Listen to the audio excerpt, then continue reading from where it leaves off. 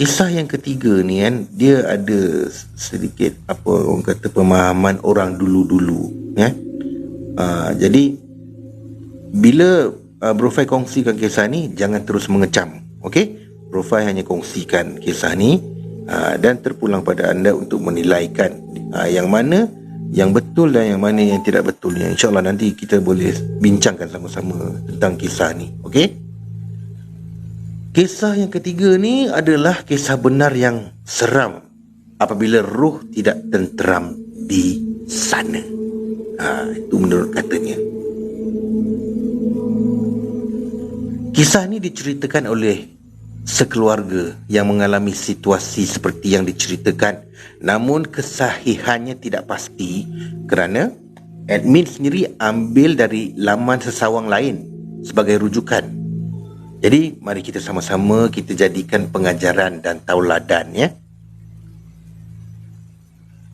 Ibuku hanya terpaku apabila mendengarkan berita sedih itu. Kami harap Cik Rahmah banyakkan bersabar. Nasihat anggota polis yang membawa berita-berita sedih kepada keluarga kami pada petang tu.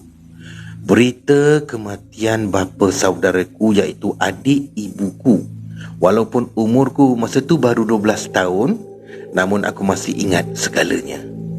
Ia berlaku dalam tahun 1972. Dah lama cerita ni.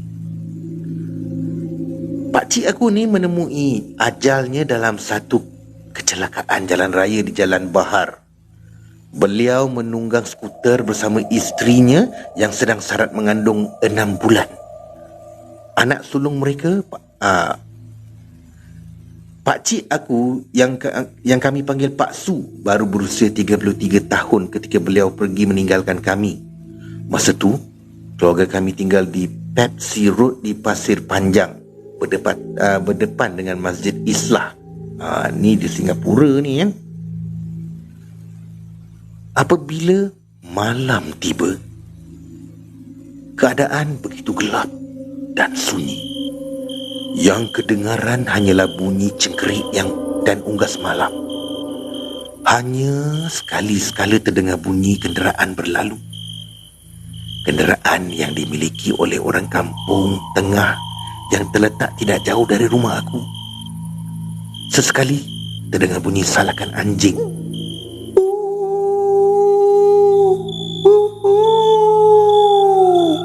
Macam itulah lebih kurang. Semasa hidupnya, pakcik aku ni adalah seorang yang peramah, mesra dan periang. Bergurau dan bersakat dengan kami adik-beradik adalah antara kegemarannya. Beliau juga suka menunggang skuter dengan laju. Sering ibu dan ayahku menegur cara beliau menunggang skuter, namun pakcik aku ni tak menghiraukan. Pada satu hari, aku terdengar ibu aku ni memarahi pakcik aku. "Kau jangan degil, nanti kau mati pun dengan skuter ni." Mungkin benar kata orang. Seseorang yang mati secara mendadak seolah-olah terasa kerana tidak dapat berpesan atau meninggalkan wasiat. Jenazah dan ruh mereka dikatakan seolah-olah tidak tenteram. Setelah 3 hari dikebumikan, kami sekeluarga sering didatangi roh arwah Pak Su.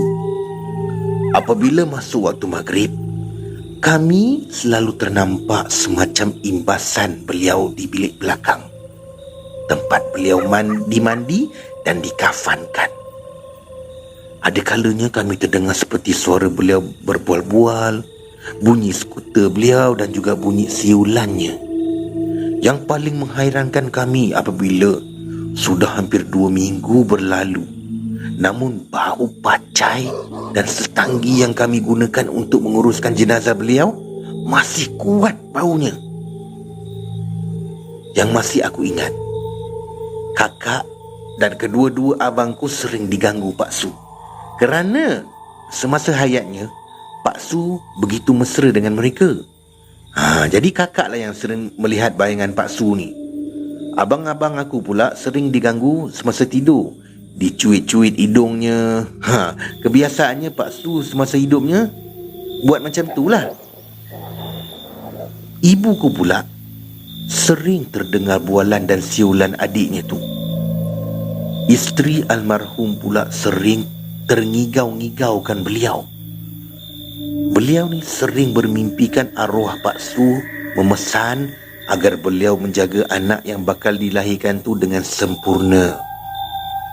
Pernah juga isteri beliau terjaga kerana bermimpikan arwah Pak Su datang berjumpa dengan dia, lalu menunjukkan bekas jahitan postmortem pada tubuhnya. Allahu Akbar.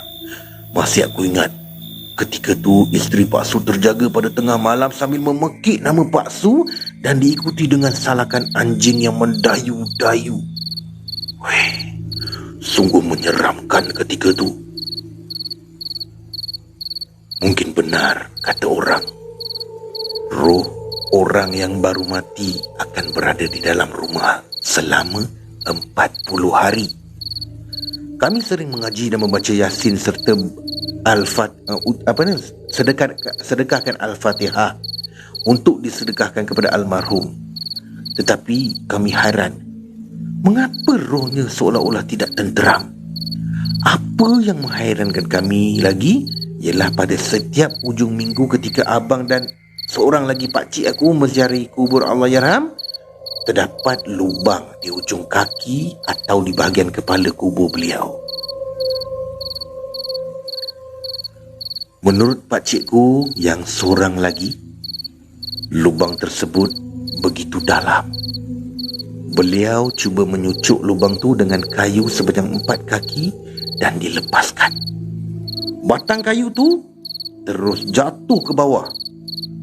Yang lebih menghairankan apabila lubang di bahagian kakinya ditutup. Pada minggu ni akan muncul pula lubang di bahagian kepalanya pada minggu depan. Heran tu. Begitulah keadaannya berterusan. Kami pula sering berasa ketakutan, terutama sekali aku dan kakak aku. Mentelah lagi, salah seorang sahabat karib Pak Su pula dikatakan terkena badi beliau. Entah macam mana, dengan izin Allah SWT, masuk minggu ketiga, nenek aku, kini dah arwah lah, bermimpikan Pak Su. Jadi Pak Su memberitahunya supaya membersihkan bilik bekas beliau dimandikan dan dikafankan tu. Menurut arwah nenek aku, Pak Su memberitahunya bahawa bilik itu tidak dibersihkan dengan betul. Masih terdapat bekas-bekas darah dan air mandi beliau yang bertakung di bawah tikar getah dalam bilik itu. Masya Allah, memang benar seperti kata Allahyarham di dalam mimpi itu. Keesokan harinya, kami sekeluarga membersihkan bilik tempat Allahyarham dimandikan dan dikafankan. Ternyata, ya Allah, masih terdapat bekas-bekas darah dan air mandi beliau yang masih lembab di bawah tikar getah tu. Ayahku terus membakar tikar getah tu dan abunya ditanam. Jadi kami sekeluarga lantas membersihkan bilik tu dengan lebih sempurna lagi.